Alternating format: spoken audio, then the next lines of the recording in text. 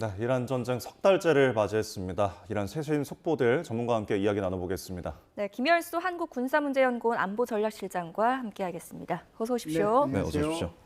자, 일단은 오늘 새벽 트럼프 발언부터 좀 들어보시겠는데요. 이란이 협상 타결을 간절하게 원하고 있다 이렇게 주장을 했습니다.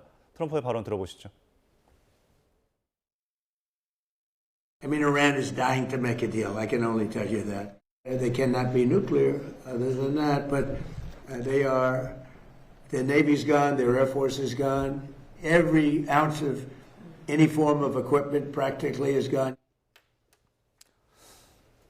네, 이란이 간절히 원하고 있다라고 말을 하는데 이게 어떤 근거 있는 발언일까요? 글쎄요, 뭐 지도자의 발언이라고 하는 것이 원래 무게감이 있잖아요. 예. 그러니까 이게 이제 무게감을 좀 지녀야 되는데 하도 이런 얘기를 많이 들어서 저게 엊그제 얘기했는데 또 얘기하나 이런 얘기도 생각이 들잖아요. 네. 그래서 이 사실상 뭐 그 멸구도 지금 뭐 핵무기 가져서는 안 됩니다. 해공군요 다 없어졌습니다. 이런 네. 얘기들도 한 달 전에 들은 그렇죠, 얘기거든요. 계속하고 똑같단 말이죠. 예. 그래서 이게 무게감이 자꾸 떨어져서 트럼프도 거짓말하지만 저도 이제 여기 나와서 계속 이제 거짓말하는 그런 상황이 될 수밖에 없어서 좀 죄송하다는 말씀을 먼저 드리고 싶은데요. 네. 지금 이란이 협상이 간절히 원하고 있다라고 하는 것은 지금 트럼프 대통령이 어떻게 보면 이란한테 압박을 가하고 있다 이렇게 봐야 되겠죠. 그래서 이란은 이란대로 또 어려운 측면이 있지만 네. 미국도 미국대로 지금 어려운 상황이 있거든요. 그러니까 이것은 압박의 그 하나의 이란으로 이런 발언을 하고 있다 이렇게 보시면 될 것 같습니다. 네. 예. 말씀해 주신 대로 트럼프는 경제도 이미 죽었다라고 네. 주장을 하고 있는 상황인데 실제 이란 국민들 삶 어떻습니까? 이란 국민들의 삶은 지금 보도에 나온 거 그리고 이제 거기에 전화를 통해서 이제 제가 등문한 거 이런 걸 이제 종합해 보면 뭐 굉장히 안 좋은 것 같습니다. 그래서 작년도 11월 달, 12월 달에 이란에서 시위가 일어났잖아요. 예. 그래서 그 시위가 일어나서 이란에서 발표한 것은 뭐 300여 명이 죽었다라고 얘기하는데 국제사회에서는 이것 때문에 3,500명이 죽었다라고 얘기하고 네. 트럼프 대통령은 워낙 과장을 많이 하시니까 그분은 뭐 3만 5천 명이 네, 죽었다라고 많다고 얘기를 하잖아요. 그러니까 이제 그게 왜 시위가 일어났느냐 하면 학생들의 시위도 아니고 노동자들의 시위도 아니고 상인들의 시위였어요. 그래서 상인들이 시위라고 하는 것은 굉장히 드문 경우거든요. 예. 그만큼 이제 먹고 살기가 힘들기 때문에 이제 일어났단 말이죠. 그때도 이제 경제 상황이 안 좋았는데 전쟁 상황으로 지금 네. 역봉쇄까지 당하고 있으니까 모든 이제 이란이 수출할 수 있는 것은 하나도 없고 그리고 생필품 수입해야 되는데 생필품 수입조차도 안 되는 거잖아요. 그러니까 작년도 3월달, 4월달 한 달 동안에 그 인플레이션하고 이번 이제 한 달 동안에 인플레이션하고 작년하고 비교해 보니까 7배가 올랐다고 그래요. 네. 그리고 이제 달러도 얼마 전만 하더라도 1달러에 120만 리라 뭐 그 정도 했는데 이게 예. 160만 리라로 갔다가 지금 180만 리라까지 네. 갔는데 지금 이란에서는 1,000만 리라짜리로 뭐 찍어내야 되느냐 말아야 되느냐. 그럼 이게 돈이에요, 종이지. 그렇죠. 종이도 아니죠, 사실은. 종이를 이걸 찍어내는 돈이 더 비싸겠죠. 네. 그러니까 그 정도로 지금 상황이 안 좋고요. 특히 이제 식용유 같은 경우에도 너무 비싸서 인접 국가로 이렇게 이란의 국민들이 이렇게 가서 사과하는 것도 우리가 영상을 통해서 몇 번 보지 않았습니까? 네. 그리고 이제 미국에서 그 연구소에서 나온 얘기들 이렇게 보니까 지금 사실상 절대 빈곤층, 그래서 그것을 고통받는 사람들이 5%가 넘는다고 얘기를 하고 있고요. 네. 실업률도 지금 엄청나게 올라가고 있는 그런 상황이거든요. 예. 그래서 이런 상황들을 종합해 보면 정말 질식하고 있는 그런 상황이지 않는가. 이란이 지난 뭐라고 할까요? 47년 동안 이렇게 저항 경제를 통해 가지고 어떻게 하면은 다 먹고 사는 방법들은 나름대로 고민하고 또 국민들은 거기에서 제 살 길 찾아가지고 하긴 해왔지만 지금과 같은 상황은 처음 겪는 거거든요. 예. 그러다 보니까 고통이 훨씬 더 가중되고 있는 게 아닌가 이런 생각을 합니다. 그러니까 지금 트럼프 대통령도 이 호르무즈 해협에 대한 이제 이란에 대한 이제 봉쇄 자체가 매우 효과적이라면서 네. 지금 뭐 앞서서 언급하신 것처럼 질식을 얘기하면서 돼지처럼 질식할 것이다 뭐 이런 비유까지 쓰기도 했습니다. 네네. 지금 결국에는 이 봉쇄 자체가 효과적이다 보니까 핵 합의가 될 때까지 계속하겠다는 의지예요. 그럼 이게 효과적으로 좀 그 협상 테이블을 끌어낼 수 있겠습니까? 이제 트럼프 대통령이 생각하는 것은 지금 이렇게 역봉쇄하는 것이 사실은 이렇게 군사적으로 타격하는 것보다 더 효과적이다라고 하는 네. 거거든요. 그 효과를 지금 이제 어떻게 보면 보고 있다라고 봐야 되겠죠. 왜 그러냐면 지금 이란에서 계속 요구하는 것이 협상하려고 그러면은 역봉쇄부터 풀어라라고 얘기하는 예. 거잖아요. 사실상 봉쇄를 한 것은 이란이고 이란이 봉쇄를 하다 보니까 이제 미국이 역봉쇄를 한 건데 그러다 보니까 이제 이란에서는 계속해서 이제 이것을 이제 얘기를 하고 있는 거거든요. 역봉쇄부터 풀어야 우리가 나가서 얘기하겠다라고 하는 건데 그런데 이제 지금 뭐 미국의 입장에서 보면 하여간 이 역봉쇄 풀려고 하면 하여간 협상이 돼야 되는 거고 네. 협상을 통해서 이걸 역봉쇄를 풀든지 너희도 봉쇄도 풀든지 그렇게 하겠다라고 하는 거잖아요. 그렇다라고 하면은 미국이 전쟁을 왜 했겠어요? 전쟁을 한 이유는 미국 국민들한테 그리고 국제사회의 정당성을 확보할 수 있는 유일한 방법은 이란의 핵무기를 제거하는 거거든요. 네. 그러니까 핵 프로그램을 제거하는 건데 이것이 빠지고 난 상태에서의 무슨 뭐 이런 협상 그건 있을 수가 없다라고 얘기하는 거거든요. 그래서 딱 일주일 됐습니다만은 지난주에 사실상 아라가치가 그 파키스탄으로 갔다가 오만 갔다가 파키스탄 갔다가 다시 이제 러시아로 네, 가고 맞아요. 그러지 않았습니까? 그래서 기껏 내놓은 게 3단계 해법이란 말이죠. 그래서 이제 제일 처음에 이제 뭐 미국하고 이란하고 전쟁하는 거, 이거 이제 영구 중단시킬 수 있는 어떤 제도적인 거, 예. 그러니까 그거를 뭐 이렇게 약속을 해라라고 얘기하고, 그다음에 이제 호르무즈 해 봉쇄 풀고 어떻게 관리할 것인지 이제 얘기해 보자고, 3단계에서는 그러면은 이제 그때 가서 이제 핵 문제 얘기해 보자라고 얘기하거든요. 미국이 받아들일 수 없는 거잖아요. 예. 그래서 이걸 이제 그 백악관에서 토의를 해보니까 도무지 말이 안 되니까 다시 트럼프 대통령이 이제 강하게 얘기한 거죠. 핵 문제 없이 무슨 얘기를 하려고 하는 거냐. 그러면은 이제 좀 전에 제가 말씀을 드렸습니다만 네. 이것이 결국은 미국이 정당성을 확보하는 유일한 방법인데 안고 없는 찐빵이 되는 결과가 되잖아요. 그래가지고는 안 되겠다라고 하는 거거든요. 그러니까 핵 문제를 가지고 와라. 그래야 이게 협상이 되는 거다라고 얘기를 하는 거고 네. 그 일환으로서 지금 이게 역봉쇄는 절대로 풀지 않겠다. 굉장히 효과가 있다라고 보는 거죠. 네. 네. 자, 미국은 이란을 협상 테이블로 끌어내기 위해서 군사 압박과 또 경제 압박 동시에 가하고 네네. 있는 상황인데 지금 이란의 최고 지도자는 코너에 몰리고 있는 상황에서도 또 강경한 목소리 내고 있거든요. 미국이 패배했다. 네. 그리고 우리는 핵 문제에 대해서도 양보할 의지가 없다. 예. 이렇게 이야기를 하는 이유가 지금 또 이란 매체에서도 이란 내부에서 지도부 내부에서 분열이 일어나고 있다. 이런 공식적인 또 보도들이 나오고 있지 않습니까? 이 시점에서 이런 강경한 메시지 내는 이유가 뭘까요? 지금은 이제 이분이 어떤 상태인지는 모르긴 하지만 어찌됐든 이제 이란 혁명 수비대가 뭐 실질적으로 이제 권력을 장악한 게 아닌가 이렇게 이제 파악들을 하고 있는데 어찌됐든 이제 모스타바가 이 사람들을 통해 가지고 지금 어떻게 됐든 이게 메시지를 내고 있는 거잖아요. 네. 그 이제 4월 30일 어제인데요. 네. 어제가 이란으로 봐서는 굉장히 의미 있는 날입니다. 왜 이게 의미 있는 날이냐면은 1622년도에 이란이 호르무즈 해협에서 포르투갈을 이렇게 객퇴한 몰아낸 날. 그래서 이게 굉장히 큰 기념일이에요. 이란으로 봐서는. 그러니까 이 기념일을 맞이해서 사실상 이 모스타바가 이렇게 그 뭐라고 할까요? 그 저기 발표문을 이렇게 네, 성명을 했죠. 성명을 발표했다라고 보는데 이게 이제 4월 30일이라고 하는 것이 매세를 배격한 날이잖아요. 그리고 이제 주권을 이제 이렇게 수호한 날이기도 하고. 그렇기 때문에 이제 이때를 기해서 이제 이런 얘기를 한 거죠. 그래서 호르무즈 해협이라고 하는 것은 우리의 주권의 권리에 해당이 되는 네. 거다라고 네. 하는 거고. 그래서 과거에 우리가 이렇게 이 포르투갈을 물리친 것처럼 우리가 미국과의 전쟁에서도 우리가 이겼다 이렇게 이제 얘기를 하는 거거든요. 예.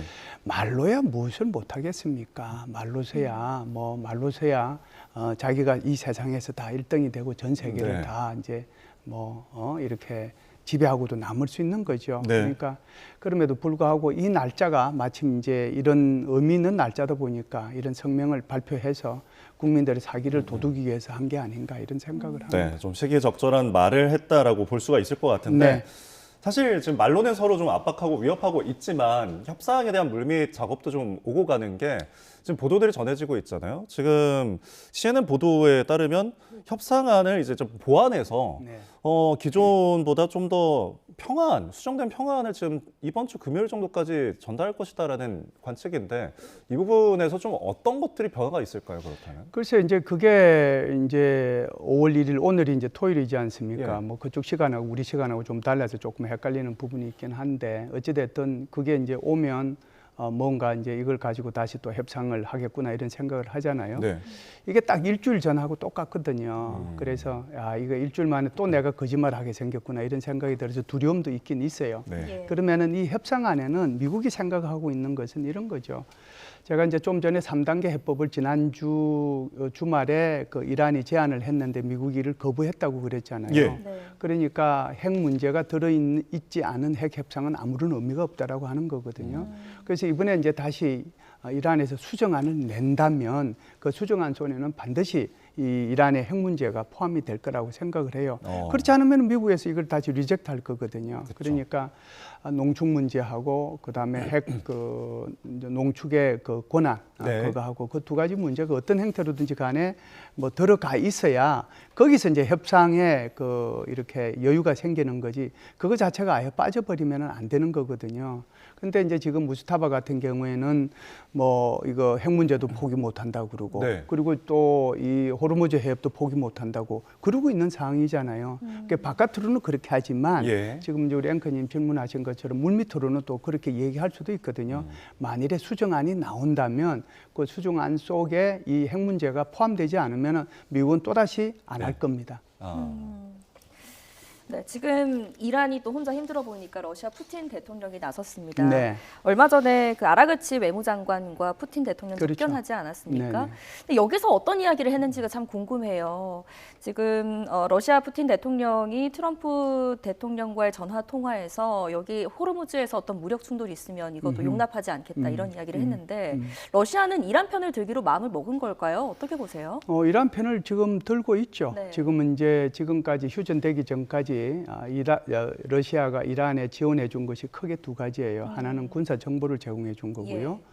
두 번째는 그 드론, 네. 드론을 제공해 줬거든요. 그래서 이 군사 기술을 제공해 준 것은 이렇다라고, 군사 정보를 제공해 준 것은 이렇다고 봐야죠. 그러니까 우크라이나하고 러시아하고 전쟁이 일어났을 때 미국이 우크라이나에 제공해 준 것이 제일 이제 중요한 것이 정보거든요. 네. 그러니까 사실상 미국의 모든 정보 자산을 다 동원해서 러시아 군의 움직임 하나하나를 다 알려줬단 말이죠. 그러니까 이제 이번에는 거꾸로 러시아가 오히려 이란한테 이것을 이제 알려주는 거고요. 그다음에 이제 이란이 러시아한테 제공해줬던 것이 이제 드론이란 말이죠. 네. 샤헤드 136이라고 하는 거 그걸 이제 줬는데 거기에 대한 이제 고마움이 러시아는 있을 수밖에 없죠. 그렇기 때문에 이제 아라그치 장관이 지난주에 갔을 때 이제 아주 극진하게 푸틴 대통령이 맞아들였고 푸틴 대통령이 이렇게 또 얘기하잖아요. 무스타바로부터 나 서신도 받았다. 예. 그러니까 위에서 일단 뭔가 이루어지고 난 뒤에 이제 아라그치가 갔다라고 보거든요.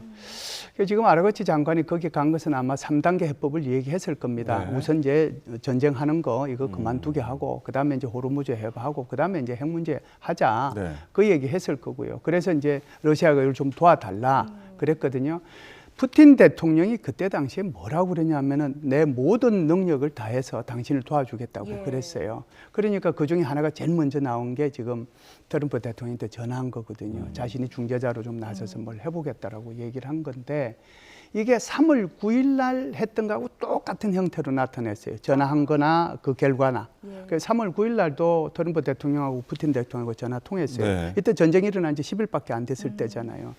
그래서 이제 푸틴 대통령은 그때 트럼프 대통령한테 이렇게 얘기를 했죠. 우리가 2015년도에 JCPOA, 소위 말해서 포괄적 핵 합의를 할 때 그때 당시에 이란이 가지고 있던 저농축 우라늄 10,000톤을 우리 러시아로 그때 가지고 왔다. 그러니까 이번에도 뭐 그게 60% 농축된 게 그게 문제가 되면 우리가 이제 받아들이고 그렇게 해서 이렇게 전쟁을 마무리하면 어떻겠느냐. 이런 식으로 푸틴이 트럼프한테 얘기하니까 트럼프 대통령이 한 칼에 거절했어요. 너 우크라이나나 신경 써라. 그리 얘기했거든요. 이번에도 똑같이 얘기를 했어요. 네. 너 우크라이나나 신경 써라 라고 얘기했는데 그것은 이제 미국에서 보면은 이유가 있죠. 왜 그러냐면은 지금 이제 거의 미국 대통령의 그 이제 판단으로는 전쟁이 거의 끝났다라고 생각하는 네. 거잖아요. 그렇게 되면은 이제 지금까지 이 중동 지역, 소위 말해서 아라비아 반도 쪽만 미국의 통제하에 있었는데 이제 이란도 통제할 수 있겠다라는 그런 생각이 들면은 호르무즈 해협 전체를 통해서 중동 지역에 대한 전반적인 통제를 미국이 할 수 있을 거라고 생각하는데 여기에 만일 이제 러시아가 여기에 뭐라도 이제 좀 끼어들면 결국은 러시아가 지분을 가져가려고 할 거 네. 아니에요. 그러면은 이거 밥상은 내가 차렸는데 숟가락은 이제 러시아가 드는 그런 결과가 오는 거거든요. 그러니까 트럼프 대통령을 용납을 못 하는 거죠. 그러니까 아예 너 빠져. 너는 그냥 저기 우크라이나 문제나 해결을 하고 예. 대신에 거기서 빨리 휴전이나 나처럼 휴전이라도 네. 해라. 그런 얘기를 한 거라고 봐야죠. 그러니까 우크라이나 전쟁을 미국이 조율하고 했을 네. 때도 안 됐잖아요. 그러니까 그렇죠. 이제 러시아의 조율도 본인은 이제 받아들일 수 없는 입장일 거고. 그렇죠. 근데 이란은 지금 미국과 1대1 협상이 어려우니까 이렇게 러시아한테도 손 내밀고 지금 중국한테도 좀 손 내밀고 어떤 주변의 강대국들을 좀 이용하는 모습을 보이고 있는 것 같은데 지금 중국이 이제 주도하는 다자협력체 상하이 협력기구에 사실상 도움을 좀 요청한 상태잖아요. 그리고 5월 중순에 지금 미중 정상회담 앞두고 있어서 과연 중국이 조금씩 좀 더 이 부분에 있어서 적극적인 중재 노력을 할까요? 예, 중국이 뭐 적절한 노력은 할 거라고 생각을 합니다. 그런데 이제 그는 한계가 또 있다라고 봐야 되겠죠. 예. 그런데 지금 그 상하이 협력 기구에 요청을 한 것은 이란 국방부 장관이 엊그제 그 27일인가 28일 날 키르기스탄에서 상하이 협력 기구 하에 국방장관 회의가 있어요. 네. 그 국방장관 회의에 여기 이란 국방부 장관이 참석을 했어요. 그래서 상하이 협력기구는 이제 중국을 중심으로 해서 러시아 그리고 중앙아시아 국가들이 이제 주로 결성이 돼가지고 여기 상하이 협력기구가 됐고 여기에 이제 인도, 파키스탄 그다음에 저쪽에 벨라루스 이런 나라들이 이제 추가돼가지고 있는데 주로 이제 권위주의 국가들로 구성이 돼 있잖아요. 그래서 이제 여기에 가서 여기 이란의 국방부 장관이 얘기를 한 거예요. 우리가 지금 미국과 이렇게 싸우고 있는데 이것을 내가 여러분들하고 공유할 수 있다라고 얘기한 건데 그 말의 의미는 도와달라고 하는 거거든요. 그러니까 지금 이란 입장에서 보면 이란을 도와주는 나라가 한 나라도 없잖아요. 그러니까 러시아 정도 가서 얘기했을 뿐이지 이란 외무부 장관이 이리 뛰고 저리 뛰고 전하고 그래도 다 알았다고 그러지 실질적으로 도와주는 나라가 없거든요. 그러다 보니까 이제 외교적인 그 어떤 기반을 또는 이제 지지를 확보하기 위해서 이런 노력들을 하고 있단 말이죠. 네. 그 중에 하나가 지금 이제 말씀하신 것처럼 중국일 텐데 그러니까 중국은 지금 정중동이잖아요. 그러니까 전혀 안 움직이는 것 같은데 그렇습니다. 또 이제 밑으로는 움직이는 것 같고 그러는데 여기 중국을 이제 이게 중국하고 이 이란과의 관계를 이제 이렇게 미국은 좀 이용하고 싶은 거죠. 그러니까 여기 휴전할 때도 이제 중국이 조금 역할을 했다라고 얘기를 하잖아요. 그것처럼 이번 같은 경우에도 계속 이제 중국한테 어떻게 보면은 미국이 간접적인 압박을 하는 거거든요. 네. 그러니까 이란과 관련된 모든 배를 납포하는데 그 중에 이제 중국 배도 있는 거잖아요. 그러니까 이런 것들을 통해 가지고 또 이번 달 15일 이제 보름만 있으면은 이제 미중 정상회담도 있고 그러니까 니도 좀 일정한 역할을 해라. 그래야 뭐 나중에 또 얘기라도 제대로 할 수 있지 않겠는가. 직접적으로 요구하지는 않고요. 간접적으로 하고 있는데 그걸 뭐 중국이 눈치 못 채지는 않을 텐데 그렇다라고 하면은 중국 입장에서는 지금 이 이란 전쟁을 통해서 이익을 보는 면도 있고 손해를 보는 면도 있습니다. 그래서 이익을 보는 면은 외교적으로 보면은 전 세계가 지금 시진핑 주석의 집무실이 문이 닳도록 이제 외국 정상들이 들락날락 거리잖아요. 이제 그걸 거꾸로 얘기하면 미국의 지도력이 그만큼 떨어졌다는 것을 의미하는 거고, 그러니까 중국 입장에서는 이거 자체가 엄청난 외교적 자산이잖아요. 자신의 그 파워, 그러니까 중국의 그 세력을 갖다가 아무 돈도 들이지 않고 전 세계로 넓힐 수 있는 굉장히 중요한 기회고, 그리고 이제 이번에 이제 에너지 위기가 이렇게 오다 보니까 화석 연료에서 탈피해서 이걸 이제 태양광, 그 다음에 풍력, 그 다음에 배터리, 전기차 여기로 이제 각 나라들이 이제 움직여 가고 있잖아요. 이미 이제 움직이긴 했어도 그런데 여기에 대해서는 이제 중국이 꽉 잡고 있는 그런 분야거든요. 네. 그러니까 이런 것들은 이제 중국에 대한 이익이죠. 그럼에도 불구하고 지금 중국은 중국 국민들 전체가 굉장한 고통을 받고 있고 지금 연 4.5% 성장할 것이라는 것은 아예 물거품이 되어가고 네. 그리고 또 이제 실업률은 굉장히 올라가고 그런 상태가 지금 중국에도 똑같이 적용이 되는 거예요. 우리 한국만 유가 때문에 고통스러운 게 아니란 말이죠. 네. 그러니까 이런 부분이 또 중국도 있기 때문에 중국이 협력할 가능성도 있어서 네. 아마 중국도 일정 부분은 이제 오히려 이란을 도와주기보다는 이란한테 네. 이렇게 좀 협상에 나서라고 아. 촉구할 수는 있다 이렇게 봅니다. 예. 자, 이란이 이렇게 강대국들을 끌어들이면서 버텨보겠다라고 하고 있는 건데 네네. 자, 지금 협상이 불발될 수도 있다는 전망이 나오면서 이스라엘이 우리도 바로 전쟁에 돌입할 수 있는 준비되어 있다 이런 걸 대외적으로 알리고 있습니다. 네. 만약에 미국의 승인 없이 이들이 독자적으로 지금 전쟁에 다시 나설 그럴 가능성도 있을까요? 그건 두 가지로 이제 나눠서 이제 말씀을 네. 드려야 될 텐데요. 우선 독자적으로 나설 가능성은 없다라고 이제 말씀을 드리고요. 그러면은 왜 이제 이스라엘은 이렇게까지 하고 있는가가 네. 중요하지 않겠어요? 네. 그래서 이스라엘의 입장에서는 지난번에도 네타냐후 총리가 그랬습니다. 이란과의 전쟁은 1년 정도 했으면 좋겠다라고 그랬어요. 그러니까 이란과 이스라엘은 철전지 원수잖아요. 네. 그 철전지 원수를 이번 기회에 미국이 여기에 전쟁에 참여하고 있으니까 이 기회를 이용해서 완전히 이란을 파탄내겠다는 생각을 가지는 거예요. 그러니까 여기는 뭐 전력 시설뿐만 아니고 교량 그다음에 에너지 시설까지 다 박살내버리겠다. 그래야 이제 이란이 재건하지 못할 정도로 해야 네. 자기가 국가 안보가 그래도 이게 제대로 보장받을 수 있는 거다. 그 생각을 이란이 가지고 있는 네. 거예요. 그래서 만일에 이게 협상이 깨지기만 오히려 이스라엘 입장에서는 협상이 깨지기만을 바랄지도 몰라요. 어쩌면, 그래서 예. 그렇죠. 협상이 깨지면 완전히 이제 이란이 뭐 이렇게 초토화시킬 수 있으니까. 게다가 이란이 핵무기 가지는 것은 큰일 나는 거라고 생각을 하거든요. 네. 이제 이란이 핵무기를 가지면 중동 지역 전체 패권 국가로 등장해 버리잖아요. 이거는 전 세계의 고민이기도 하지만 가장 큰 고민은 바로 이스라엘입니다. 그렇기 때문에 이런 이제 자기 나름대로의 안보의 그런 그 위험성을 누구보다도 절실히 느끼고 있는 이스라엘이기 때문에 네. 이스라엘은 전쟁을 오랫동안 해서 완전히 이란을 파탄을 냈으면 좋겠다는 생각을 가지고 있죠. 네. 그런데 지금 미국의 승인 없이 바로 이란을 공격한다는 것은 상상할 수는 없습니다. 네. 뭐 이런 가운데서 미국산 군사 장비도 지금 뭐 이스라엘에 도착하고 있다 이런 보도도 나오고 네. 있긴 한데 지금 이스라엘 이제 군에 또 논란스러운 행동들이 있잖아요. 네. 앞서서 예수상을 막 망치로 부셔가지고 네. 이제 네. 뭐 어떤 기독교 혐오 논란이 있었는데 최근에 또 전해진 소식은 수녀를 넘어뜨리고 발길질을 했다는 거예요. 근데 네. 이런 부분들이 본인들이 전쟁을 함에 있어서 굉장히 좀 탄력을 받을 수 없을 것 같은데. 당연히 탄력을 받을 수 없고 전 세계로부터 이제 그 전 세계인들로부터 이제 분노의 예. 대상이 되는 거죠. 우리가 이제 과거에 이라크 전 때도 그랬고 그 아프가니스탄 전 때도 그랬고 소위 말해서 이제 서방 국가들 특히 이제 미국 군인들이 이런 데를 들어갔을 때 예. 코란 이런 것들 막 훼손하고 하는 그런 적이 네. 있었거든요. 이것은 이제 그 종교에 대한 깊은 관심과 그런 그 종교가 똑같다는 것을 그걸 인식을 안 하고 자기 종교가 더 우월하다는 그런 생각을 가지고 있기 때문에 이런 정말 불법 무도한 그런 이제 행동이 일어났던 거거든요.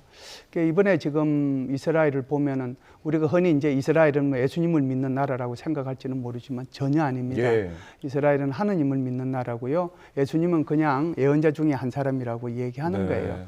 우리가 흔히 이제 개신교라든지 천주교라든지 러시아 정교라든지 이런 데는 전부 다 예수님이 우리의 구원자이시고 하느님과 동일하다라고 하잖아요. 그런데 이제 유대교는 그러지 않죠. 그렇기 때문에 예수님을 이렇게 대하는 거나 수녀님을 대하는 거나 또는 신부님을 대하는 것이 그냥 일반 사람들을 대하는 거랑 똑같다라고 생각하는 거예요.